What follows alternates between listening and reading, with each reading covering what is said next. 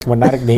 Ada persyaratan khusus nggak, Bang Ridwan, kalau mau daftar CSR ke ini? Atau dari Bang Ridwannya, dari perusahaan yang akan melihat potensi-potensi UMKM-nya, atau UMKM bisa daftar, atau gimana? Jadi gini, kami berfokus, memang kan banyak sekali UMKM ya, dari mulai pemberdayaan masyarakat, semuanya kan memberdayakan masyarakat. Tapi kami fokus bagaimana UMKM itu sifatnya adalah inklusif. Kami inklusif bukan hanya sebatas pemberdayaan masyarakat, tetapi juga kami memberdayakan teman-teman sahabat disabilitas. Ini yang penting. Karena salah satunya, saya sampai merinding. Karena gitu ya, kalau dari sisi ini, hambatan apa sih UMKM paling besar? Yang inklusif ya, yang maksudnya yang punya pemberdayaan masyarakat. Apa tantangan mereka? Tantangan yang terbesar adalah bagaimana merubah mindset mereka. Mindset kan maksudnya begini. Kadang-kala kan mereka ada yang terus kemudian bahwa, wah alhamdulillah nih, ada perusahaan bawa duit besar gitu ya. Mindset itu yang bisa kita rubah. Mindset itu yang terus kemudian langsung perusahaan besar, langsung bawa duit besar gitu ya, enggak. Tapi kami mengutamakan masalah pendidikan.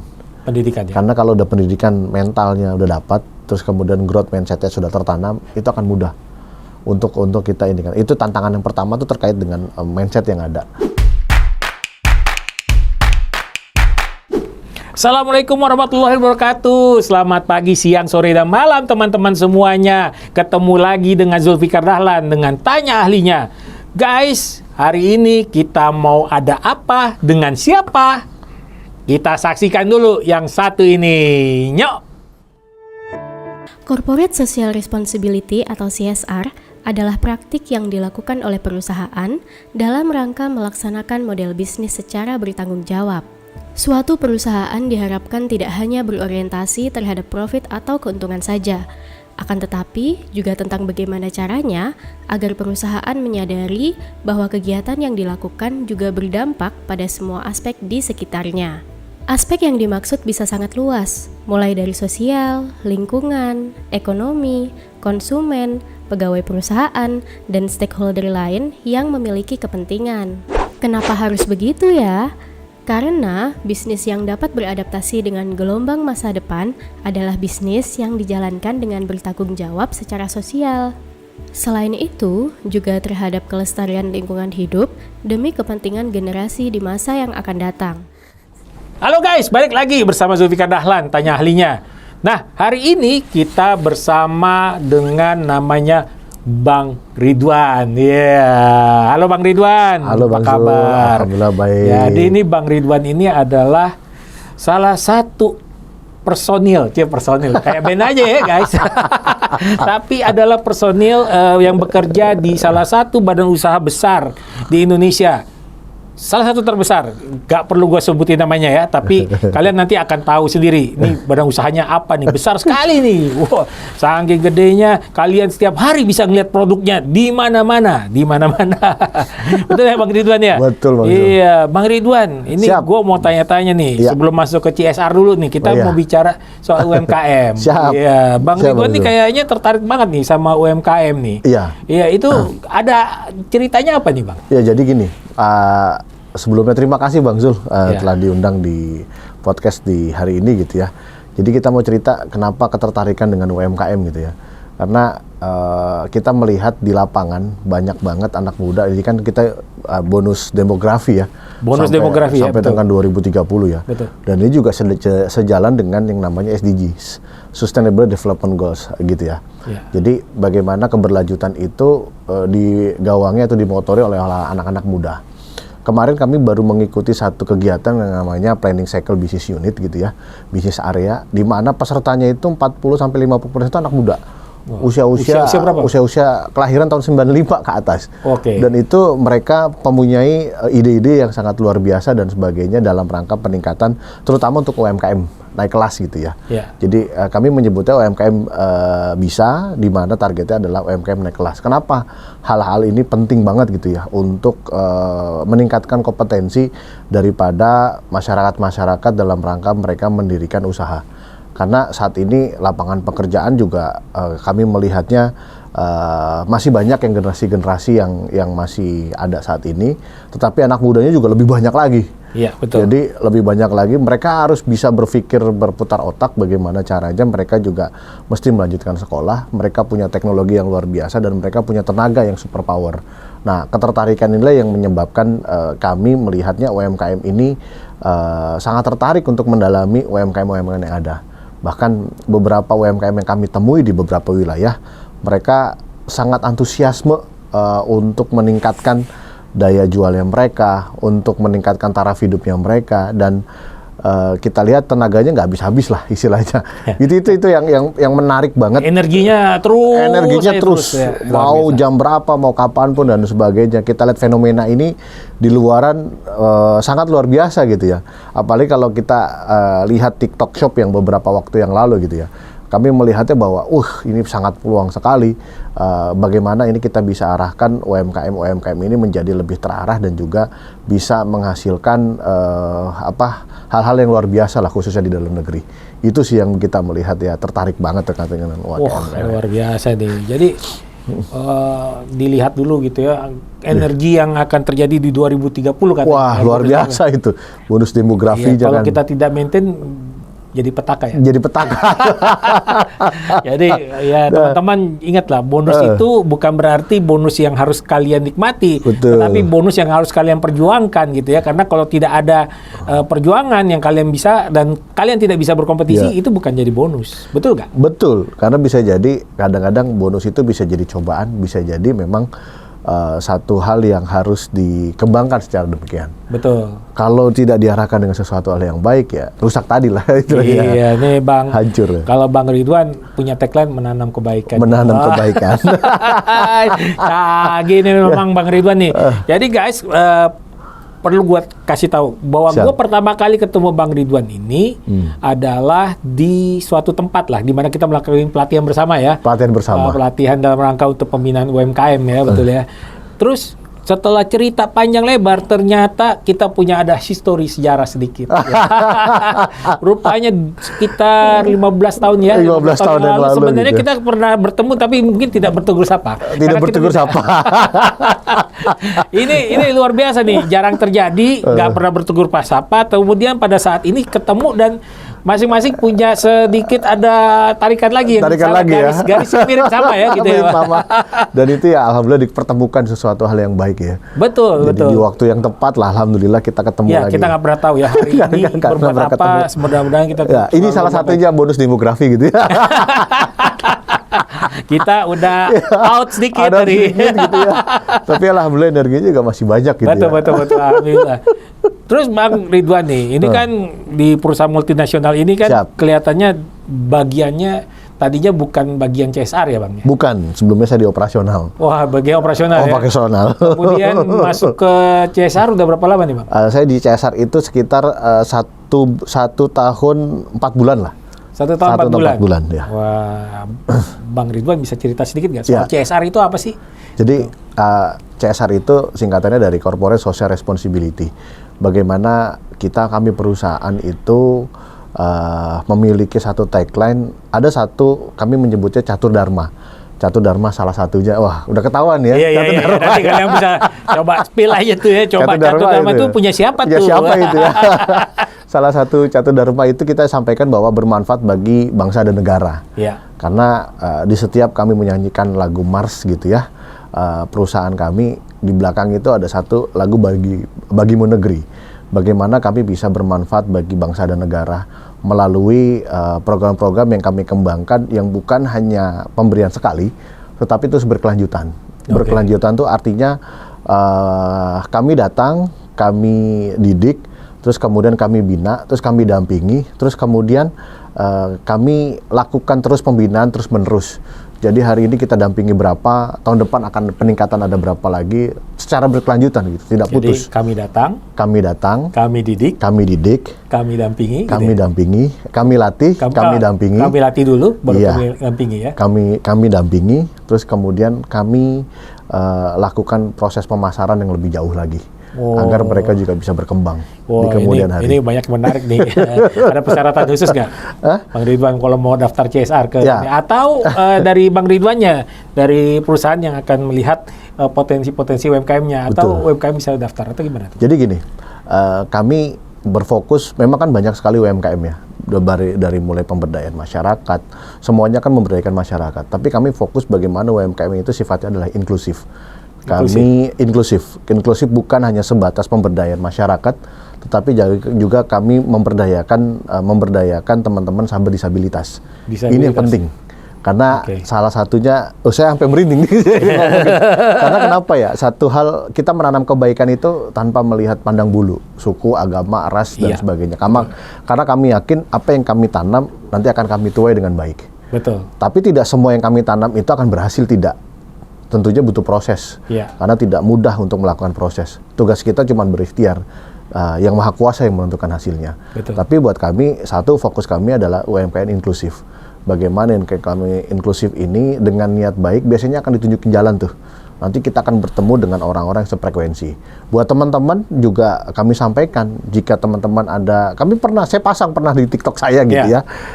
Di TikTok saya bilang, teman-teman yang punya usaha yang akan kami review dan sebagainya, monggo silakan saja dikirimkan melalui email. Nanti akan kami lihat apakah ini bisa menjadi, jadi bagiannya itu ada yang hanya melakukan proses pendampingan, ada juga langsung dia proses adalah pembinaan, ada yang juga bantuan modal.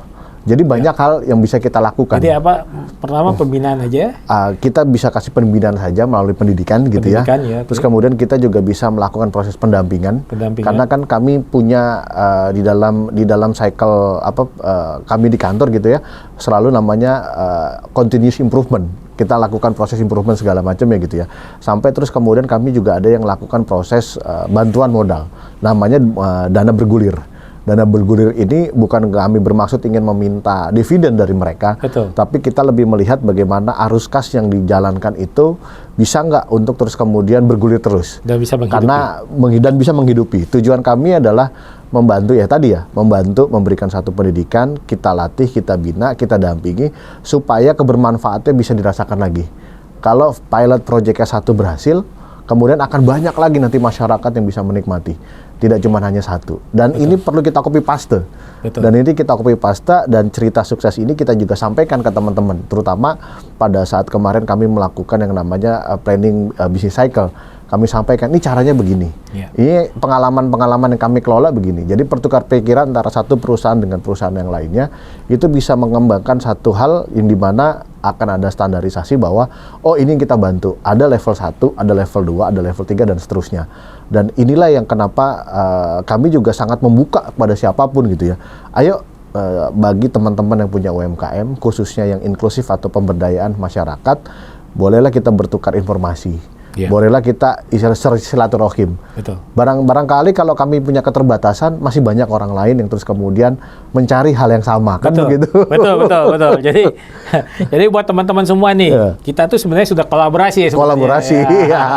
Jadi kita di sini pernah berkolaborasi dan masih berkolaborasi dengan tempatnya Bang Ridwan. Kita tuh pernah kunjungan dan kita pernah ngobrol dengan salah satu UMKM binaan dari timnya Pak Ridwan itu di Pekanbaru ya. Pekanbaru, Pak. Ya, Pekanbaru Riau gitu ya. Kemudian di Tebet ya. Ini spesial ya. Spesial ini nih. Oh ya, batik Palbatu itu ya. Luar biasa. Luar biasa. Ya. Kita jemputnya langsung di batik Palbatu itu. Rumah batik Palbatu gitu ya. Ya, kita kolaborasi bersama tuh. Dan itu memang luar biasa. Itu salah satu role model mungkin ya. Role model yang bisa ini ya, tinggal sedikit Betul. Karena memang gini, kalau kita cerita tentang rumah batik Palbatu, banyak orang-orang itu merahasiakan bagaimana membuat batik. Iya, betul. Tapi kami membuka seluas-luasnya. Luar biasa itu. Orang mau belajar. Boleh. Orang mau siapapun, ayo. Semuanya demi menang kebaikan. Karena kapan lagi kita bisa memberikan jiwa raga, kan begitu? Betul. Dan itu menarik. Setiap kali gue ceritakan, semua orang pingin banget mereka ke tempat Palbatu untuk belajar gitu. Walaupun sekedar hanya mereka, oh gini loh bikin batik. Bukan belajar mau jadi pengusaha batik, enggak juga. Ya, ternyata banyak hal mereka hanya untuk belajar untuk bagaimana mereka bisa membatik. Tahu proses membatik gitu ya. Dan itu terjadi di Jakarta gitu ya. Dan itu terjadi di Jakarta yang kota besar, ada satu tempat di mana orang bebas untuk belajar, mengeksplor diri gitu ya. Betul. Dan terutama yang terpenting adalah inklusif, Bang Zul. Inklusif, betul. Jadi teman-teman sahabat, kalau teman-teman sahabat tuli menyebutnya kepada kita adalah sahabat dengar, kalau kita menyebut mereka adalah sahabat tuli. Bahkan bukan hanya sekedar untuk yang teman-teman disabilitas gitu ya, dengan keterbatasan melalui pendengaran dan sebagainya, kita juga siapkan batik cancer juga. Jadi itu bisa menjadi terapi. Betul. Nah inilah yang terus kemudian UMKM-nya kami melihatnya masih banyak yang model begini. Yang perlu terus kemudian menjadi ketertarikan sendiri. Ada lagi UMKM banyak macamnya. Bagaimana ada yang mereka, ayo Kak, saya pengen membiayai sekolah dan sebagainya. Kami temukan juga. Ada lagi yang memberdayakan ibu-ibu PKK dari satu desa ke desa yang lainnya. Kami temukan juga. Semakin banyak kita menanam kebaikan dan mengajak ke semua teman-teman khususnya gitu ya. Ayo kita bisa kok sesuatu hal tanpa melihat apapun latar belakangnya. Yuk nanam kebaikan. Iya betul. Itu yang dan Batik Palbatu itu bukan bicara domestik aja ya? Domestik aja bukan. Karena kemarin binaan kami sempat juga mereka pameran di Thailand ya. Mereka pameran di Filipina gitu ya. Untuk memasarkan batik-batik hasil kreasi teman-teman cancer dan juga teman-teman sahabat disabilitas. Itu mereka jual. Dijual dalam artian adalah historical bahwa batik itu adalah proses. Dan UMKM ini yang terus kemudian kami kembangkan lebih luas lagi. Betul. Sampai terus kemudian nggak cuma di satu kota, tapi kota-kota beberapa kota lainnya yang kita siapin. Karena batik itu kan sebata tak benda ya, warisan tak benda yang terus kemudian mesti kita lestarikan. Betul. Jangan sampai diklaim negara lain. Jangan sampai diklaim negara lain. Agak gering-gering sedep ya. Iya, betul. Jadi ini menarik ya. Jadi lebih fokus kepada pemberdayaan yang lebih inklusif. Maksudnya inklusif, betul. Jadi pemberdayaan masyarakat di mana mereka tidak sekedar sebagai UMKM, betul, tapi juga memberdayakan masyarakat. Memberdayakan masyarakat. Itu jarang ya. Jarang. Karena tiba-tiba ada, saya mau belajar di sini, kenapa mereka tidak punya keahlian, mereka diajarin dari nol, sampai mereka akhirnya punya keahlian itu luar biasa. Gue udah pernah ketemu sama Pak Hari itu. Luar biasa itu. Luar biasa itu. Iya, luar biasa gitu. Nah, terus kalau cakupannya se-Indonesia atau ada wilayah tertentu, Bang? Kita saat ini memang berada di kota-kota besar. Kota-kota besar ya? Kota-kota besar, doakan kami bisa merambah sampai ke dalam-dalam gitu ya. Tapi kami saat ini ada di kota besar seperti Medan, terus kemudian Pekanbaru, terus kemudian Jambi, terus kemudian Palembang, Bengkulu, Pangkal Pinang. Tapi kalau cabang yang besarnya ada di Palembang, terus kemudian Bandar Lampung, terus kemudian DKI Jakarta, Bandung, terus kemudian Jogja, terus kemudian Semarang, terus kemudian Bali Nusra, terus kemudian Makassar, Kalimantan, Banjarmasin dan juga Balikpapan serta Samarinda.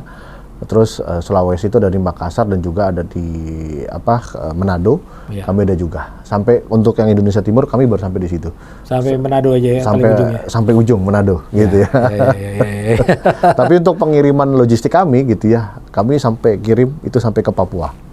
Jadi dari hal tersebut sebutlah banyak sekali hal-hal yang terus kemudian kami bisa sharing ke teman-teman UMKM.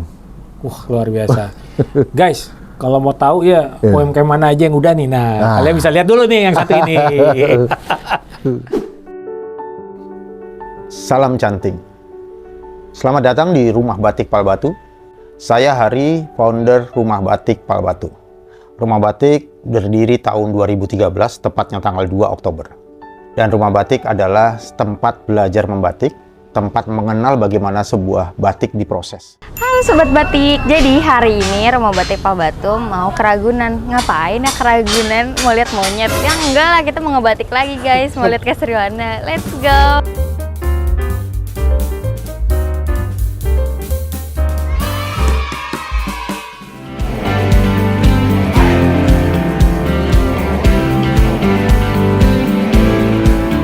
Halo guys, balik lagi ya ke Tanya Ahlinya bersama Zulfikar Dahlan. Jadi memang kalau acara gue ini memang gue bikin, kita nyari-nyari yang orang umum-umum aja tapi punya keahlian yang udah spesifik nih. Ini kayak Bang Ridwan udah salah satu keahliannya nih. Sudah boleh dikatakan CSR spesialis dan UMKM spesialis ya. Amin, alhamdulillah. Bang Ridwan gitu ya. Kalau dari sisi ini, hambatan apa sih UMKM paling besar? Yang inklusif ya. Yang maksudnya yang punya pemberdayaan masyarakat. Apa tantangan mereka? Tantangan yang terbesar adalah bagaimana merubah mindset mereka. Merubah mindset. Iya, mindset kan maksudnya begini. Kadang-kala kan mereka ada yang terus kemudian bahwa, wah alhamdulillah nih ada perusahaan bawa duit besar gitu ya. Mindset itu yang mesti kita rubah. Mindset itu yang terus kemudian langsung perusahaan besar, langsung bawa duit besar gitu ya. Enggak. Tapi kami mengutamakan masalah pendidikan. Pendidikan ya. Karena kalau udah pendidikan mentalnya udah dapat, terus kemudian growth mindsetnya sudah tertanam, itu akan mudah untuk kita ini kan. Itu tantangan yang pertama tuh terkait dengan mindset yang ada. Terus kemudian tantangan yang kedua adalah bener apa enggak sih kami takut nih dipermainkan. Ya. Dalam tanda kutip bahwa saja Cuma jadi dicatat, cuma jadi pencitraan lah. Ya, betul. Mana katanya pembinaan, mana katanya ini ya. Kita sampaikan hal-hal tersebut gitu. Itu tantangan yang kedua. Tantangan yang ketiga, Pak, barang saya siapa yang mau beli? Ya. Ini kami udah buat banyak. Terus Ya. masarinnya gimana? Nah, balik lagi ke awal, perubahan mindset, growth mindset itulah yang terus kemudian kami tanamkan ke teman-teman UMKM. Nggak usah khawatir, segala sesuatu itu pasti ada yang beli.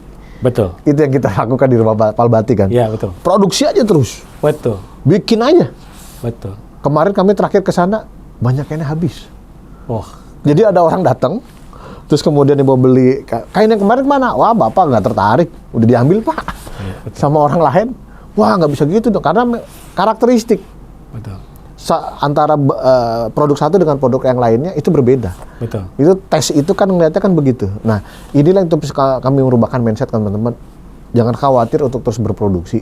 Jangan khawatir terus kemudian barang Anda tidak laku. Barang yang dilakukan barang yang sudah Anda buat itu pasti ada pembelinya.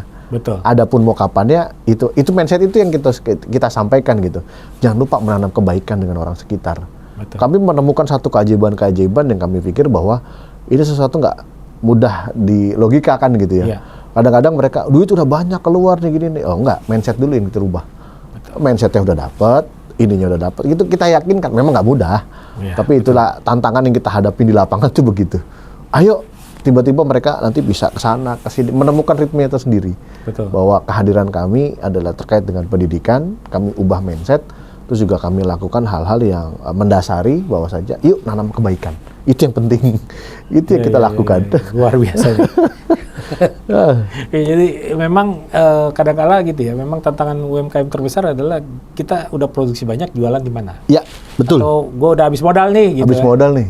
Ya, Terus atau gimana ada gitu? hal- ya, betul. Banyak itu. Memang kita Banyak. banyak temuin juga. Gue juga banyak ya bersama teman-teman lah ya kita ngelihat gitu ya UMKM gitu ya banyak punya potensi. Punya potensi. Tapi ini kayak polesannya yang salah gitu ya. Polesan yang Bukan polesan salah sih, maksudnya kurang. Ada rasa yang kayaknya kurang pas di sini nih. Iya, iya, Nah, iya, iya. hal-hal itu yang terus kemudian kan kita mendasari hal-hal tersebut ya. Betul. Kita kasih edukasi lagi, kita Betul, kasih ini betul. dan sebagainya. Ya kalau nggak mungkin kita yang namanya orang itu kan kadang ketika lu hitungan ke 10 baru bisa sukses. Iya. Mesti ada satu orang pertama, orang kedua, orang ketiga yang datang. Iya. Terus mau nggak mau, oh iya mindset gue harus rubah kan. Betul. Hal-hal yang begini yang terus kemudian kadang-kala ya kita nggak berputus asa. Mungkin gue nggak kena, mungkin yang lain juga nanti bisa dapetin. Betul. Nah hal-hal ini yang terus kemudian mindsetnya nggak usah takut untuk produksi. Iya, iya. Jangan pantang menyerah. Jangan pantang menyerah, nanam kebaikan aja terus. Betul. Gitu. Kita kalau baik orang lain pasti baik. Orang lain mesti baik. Betul. Nanam terus kebaikan, nanam terus. Mau nanti hasilnya mau gimana, nanam terus. Dirawat, dipupuk dengan cara tadi. Ada beberapa paling kita lakukan. Betul. Luar biasa ini. Iya, Bang Ridwan. Kita Siap. mau ngobrol juga lagi nih. Ya. Bang Ridwan itu Ya. punya kegiatan aktivitas lain ya selain di tempat kerja ya. Ada. Ya, itu kayaknya mungkin bagi orang-orang Ya. kepanduan ya atau pramuka ya. Pramuka. Ya, padahal Iya. kalau dipikir-pikir pramuka itu cuma sampai SMA kali ya atau dia selesai gitu udah selesai udah out ya gitu. Betul. Ternyata enggak ya? Enggak ya? Enggak. Beda Itu ide beda. pramuka. Oh, jadi boleh cerita nggak soal panduannya pramuka? Supaya orang-orang pemikirannya tuh selalu pemikirannya kan, wah kalau pramuka udah sekolah doang nih, Sekolah pakai doang. baju coklat, Pakai baju Ya coklat. udah selesai gitu kan? Iya. Atau jadi pejabat kemudian jadi apa? Pembina gitu ya. Pembina ya udah Jadi gitu aja babi, gitu ya? Udah Enggak ya? gitu. Enggak. Jadi Ada ininya ya, ada kelasnya. Kalau ada kelasnya. Jadi kalau di pramuka itu ada tingkatannya. Ada tingkatan siaga yang paling rendah itu SD. SD kelas 1 sampai dengan kelas 3, kelas 4. Ada usia penggalang. Ya. Penggalang itu kelas 5 SD mulai itu sampai kelas 6 gitu ya, sampai kelas 3 SMP. Ya. Ada usia penegak itu 16 sampai dengan 25 tahun. Itu ada SMA, terus mahasiswa, terus mereka juga aktif dan sebagainya, ada penegak dan pandega. Nanti usia tersebut, even dia sudah menikah, misalkan usia 18, dia udah tingkatannya adalah pembina. Tetapi memang kita punya metode-metode dalam pendidikannya dan sebagainya. Seperti halnya tunas kelapa yang dimanapun tuh pasti tumbuh. Mau di tanah pantai, mau di tanah pegunungan. Seperti halnya kepanduan itu seperti itu. Jadi itu bisa tumbuh dimanapun. Tanpa bantuan dan sebagainya, bisa mandiri lah. Semandiri ya. Dan begitu dia tumbuh gitu ya, hasilnya bisa dimanfaatin macam-macam. Betul. Akarnya bisa dimanfaatin, batangnya bisa dimanfaatin, apalagi buahnya. Betul. Untuk orang berobat, untuk terus kemudian dimakan dagingnya. Terus salah satu detox yang paling baik adalah minum air kelapa gitu ya. Betul. Kelapa dicampur madu, didiamkan dalam 1 jam, itu efeknya untuk detox itu bagus. Dan juga batangnya itu bisa digunakan untuk bikin sapu lidi dan sebagainya. Betul. Jadi bicara kepramukaan tingkatannya itu banyak banget. Ada metode-metode dalam kepramukaan. Bagaimana peserta didik, kami dididik dan sebagainya untuk bisa lebih mandiri. Karena ada satu tagline be prepare gitu ya. Yeah. Jadi kita mempersiapkan diri lah. Betul. Jadi kalau di tingkatan-tingkatan itu ada yang usia, kami menyebutnya ada Trisatya dan Dasadharma. Kalau usia siaga itu ada Dwi Dharma. 2 janji, yang salah satunya adalah terkait dengan orang tua. Kalau Trisatya untuk golongan penggalang itu adalah mempersiapkan diri. Jadi dia mempersiapkan diri untuk ikut serta membangun masyarakat. Kalau usia penegak itu udah ikut serta. Betul. Jadi mereka udah turun ke lapangan. Dididik dari awal sudah mau turun ke lapangan bagaimana mereka bisa bermanfaat bagi banyak orang. Dan kami sebut itu adalah menanam kebaikan. Segala hal sesuatu. Memang latihan itu capek. Tapi hasilnya luar biasa gitu ya. Kita rasakan dengan saat ini. Itu yang melatar belakangi organisasi yang kami banyak ikut organisasi selain kepramukaan, juga dulu ada di KNPI, terus kemudian ada di Kementerian Pemuda dan Olahraga gitu. Tapi memang didikan kami memang basicnya adalah di pramuka. Jadi latar belakang ormasnya pramuka ya. Pramuka. Kalau kita lihat kepaduannya gitu. Kalau bicaranya terus kelapa, mungkin kalau Bang Ridwan udah jadi kelapa beneran. Kelapa beneran. Alhamdulillah. Selama masih bisa bermanfaat, kenapa enggak gitu loh. Betul.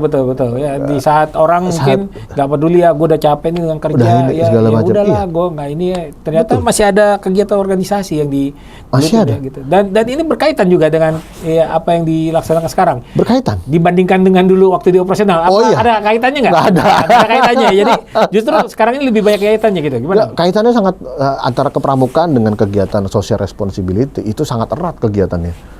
Karena kita terjun ke masyarakat. Dulu kami belajar itu, kamu bicara sana, kita kan ketakutan kalau ketemu. Wah, ini orang besar nih. Betul. Terus kemudian jabatannya tinggi nih gitu. Di pramuka udah kamu ngomong aja. Siapa? Kak, saya perkenalkan, saya Ridwan dari pramuka, Kak. Kami ingin menyampaikan segala sesuatu bla. Oh ya, silakan Kak Ridwan, apa yang mau disampaikan? Begitu. Jadi rasa-rasa itu tuh udah nggak, dalam tanda kutip itu udah terlatih mentalnya.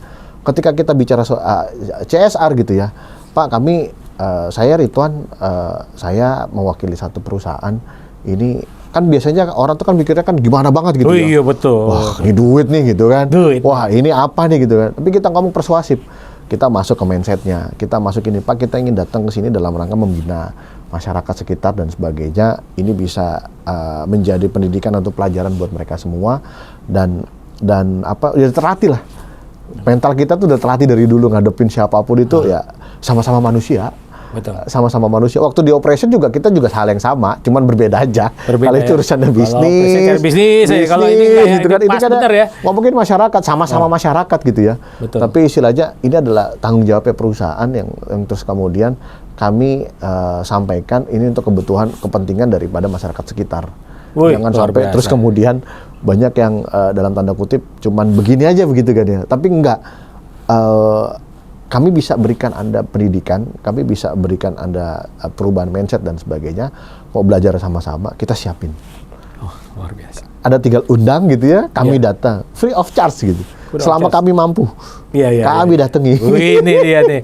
Guys, kalau mau dapetin ini pengalaman, pramukaan, nih dia nih. Ya, belum lagi bicara soal UMKM. Nah, Bang Ridwan sudah banyak asam garamnya itu ya, Bang. Sudah ada mulai ya UMKM yang beneran sama UMKM-nya ada juga gitu ya? Ada ketemu juga, Bang. Kami ketemu juga hal-hal yang demikian gitu ya. Iya. Wah, ternyata ya itu instan lah gitu ya. Ya. Dan kami pikir ya udah nggak apa-apa, kami akan masuk lagi ke tempat yang lainnya. Intinya jangan pernah berhenti untuk nanam kebaikan deh. Ketika kita menemukan sesuatu lagi itu kita doain, ya Allah mudah-mudahan rubah hatinya deh. Karena kan pemilik hati bukan kita, yang Maha Kuasa yang punya hati. Iya, betul. Kita udah nanam ke sini, kita nanam gini. Nanam aja terus. Kan balik lagi tadi, nanam, ada yang mati tanamannya, ada yang subur, ada yang hidup, ada yang itu manfaat buat orang banyak. Itu yang kami lakukan. Jangan pernah kita bersuudzon bahwa wah nanti lu gini-gini, enggak. Jalan aja, bismillah, Allah tunjukin yang baik lah. Wah, begitu. itu yang kami lakukan gitu. Bismillah, Allah tunjukin yang baik, ini bisa untuk manfaat semua banyak pihak, tanpa memandang suku, agama, ras. Yang penting adalah kita berbuat kebaikan. Bang Ridwan, ini pesan-pesan buat netizen apa nih Bang? Bisa kita kasih kewejangan sih, nggak enak kalau wejangannya nggak pas ya. Lebih baik kita sharing lah kita menghadapi bonus demografi, kemudian kita menghadapi UMKM, kemudian menghadapi dunia yang sedikit tidak kepastian ya, dengan tidak kepastian, tidak baik-baik saja. Ya, terus terang aja, TikTok Shop juga tidak suka mempengaruhi ya.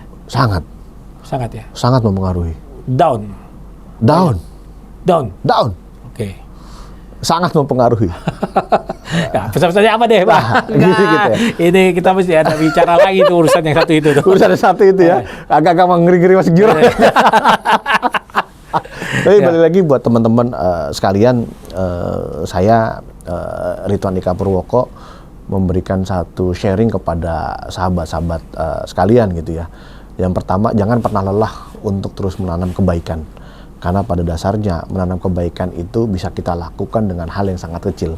Dari mulai hal yang tersenyum, dari mulai membantu kesulitan orang, tanpa melihat bahwa kita dalam tanda kutip adalah berpikiran negatif. Buang jauh-jauh, orang mau seperti apa, intinya adalah menanam kebaikan. Yang kedua, kaitannya sama dengan sesuatu hal yang tidak menentu ini. Pasrahkan diri kita pada Yang Maha Kuasa. Saya sendiri punya satu pedoman, mohon izin Bang Zul gitu ya, pedomannya adalah wa may yattaqillahu yaj'alhu makhrajah. Barang siapa rezeki kita bertakwa gitu ya, rezeki itu akan datang dengan dari berbagai macam arah. Jadi jangan pernah putus asa, teruslah melakukan kebaikan, teruslah menanam kebaikan, teruslah berbuat kebaikan kepada siapapun. Even Anda Anda diculasi, Anda dikhianati, lakukan kebaikan di tempat lainnya. Masih banyak lahan dan sebagainya.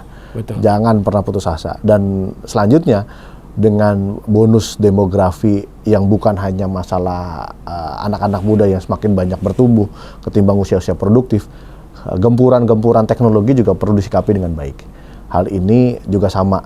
Kalau kita menanam kebaikan, kita pasti akan ditunjukkan hal-hal yang baik. Betul. Kalau kita melakukan sesuatu hal yang baik, itu pasti akan ditunjukkan hal yang baik. Selalu berdoa bahwasanya ini kita lakukan demi kebaikan bersama. Dan yang paling penting adalah menjadi jariah kita di kemudian hari. Amin ya rabbal alamin. Itu yang paling penting. Keren banget ya guys. Waduh, sayang kita udah masuk sesi terakhir ini guys. Siap. Nggak apa-apa guys. Kita nanti siapa tahu kita punya sesi lain ya dengan Bang Ridwan ini. Amin. Banyak hal lah kita akan coba gali lagi ya mengenai UMKM, mengenai CSR dan bagaimana bisa meningkatkan kelas ya dari UMKM itu sendiri.